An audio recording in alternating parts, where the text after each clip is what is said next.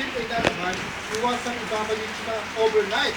Kapag nangyari ito, lumalambot ang pintura at madaling mag-crack at magpipilo ng print. So kung gusto laban, or mas mabuti na pagkalagay sa tubig, yun na, gusto din na. At maaari din kayo gumamit ang ordinary detergent.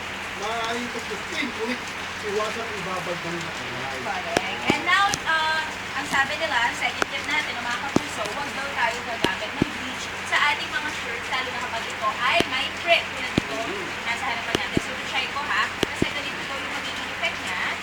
Ibuhusan ko ng bleach. Tapos pag na-rub siya, or kuwari kapag tayo ay, syempre, nagpupusot, ay medyo nag-iiba yung kulay niya. Pero since hindi ko siya nakupusot yung maayos, hindi pa siya masyadong halata. Pero, tested na yun na kapag talaga nilagyan siya ng bleach, nag-iiba yung color niya over time. Kaya huwag natin gagawin. Iwas tayo dyan.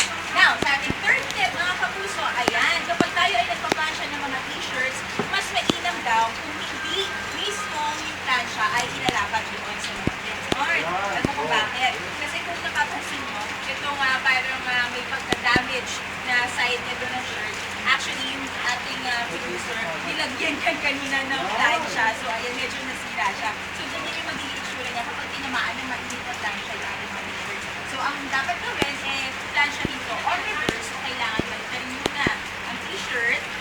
Ayan, balikan. There you go. Kasi itong side na to, yan yung ating pa-plansya. Para mawala yung mga lupang. Ay mga puso, ating yung wiki ha. Not directly doon sa ating.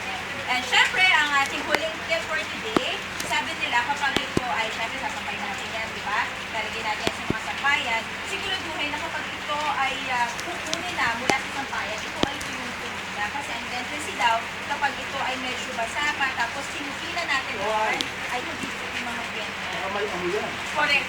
Bukod sa may amoy pa. So, masisira talaga yung ating. Okay, so ilan lamang yan sa ating mga tips para nga mapanatili and ma-preserve ang ating mga unicorn. Sana marami po kayo natutunan mga kapuso. Happy birthday to Leo Mel Malabanan at Jovel Alcala. Sa studio. Yun na ako, may nakababad ko sa yung puto eh. Sige, go. Ano ba ka ba?